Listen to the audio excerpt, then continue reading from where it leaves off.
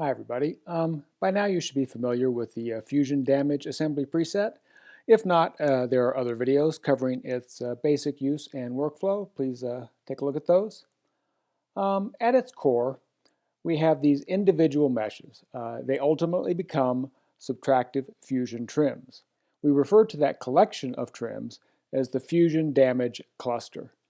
Those meshes are mapped by the UV transform op from its origin-centered UV reference space to the corresponding UV coordinates of the target mesh.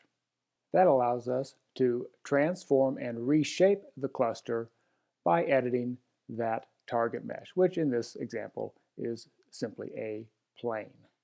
All of the cluster's meshes share a set of procedural ops.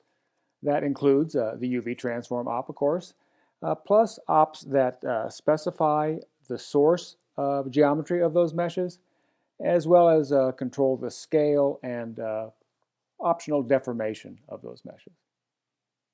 However, their randomized placement and rotation are not controlled procedurally. There are both technical and workflow reasons for this, and I won't get into the details here. Instead, let's focus on the best methods for editing that random scattering of the cluster's meshes. Indeed, the fact that randomization of placement and rotation are not procedural may all be for the best. It turns out that effective cluster arrangements are not best achieved by purely random methods. Additionally, the ability to easily manually edit the cluster meshes individually is often useful. Fortunately, creating new effective randomized cluster arrangements is straightforward thanks to some standard MODO tools. So let's do just that while also looking at how the cluster is constructed with mesh ops. If we deactivate some of the mesh ops, we see that the meshes are tiny at the point where the UV transform op is applied. By scaling them later with a subsequent smooth shift mesh op, we avoid some undesired deformation of the meshes that can occur when the target mesh has significant curvature.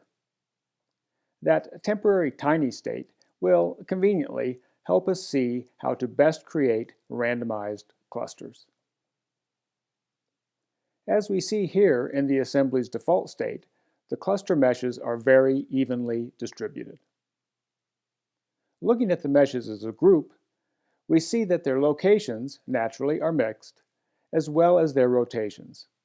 This particular arrangement, orderly spatial distribution plus random rotation, produces an effective and efficient subtractive cluster.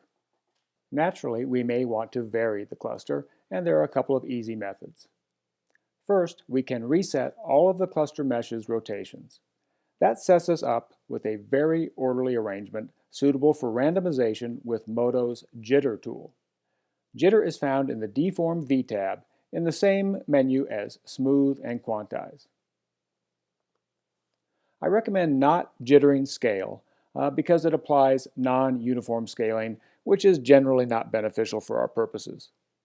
Using a modest range of about 30 millimeters results in an arrangement that still has a reasonably uniform spatial distribution as well as plenty of rotational variation. You may or may not want to randomize the Z position, which will vary the depth of the subtractive cuts. It just depends on the nature of the damage you wish to create. And note that you can always use two separate applications of jitter, one for position and a second one for rotation. Optionally, we can get a truly random spatial arrangement by first resetting all of the mesh positions, and then using large X and Y ranges with jitter. Just note that jittering that results in clumps with several meshes in very close proximity, or otherwise results in very uneven spatial distribution, may not yield the best fusion results. Generally, even distribution helps create efficient fusion models. Naturally, you might prefer applying jitter with the scaled-up meshes, with that mesh op enabled. I demoed it here with the tiny meshes just because it clearly illustrates the effect, especially in terms of the spatial distribution.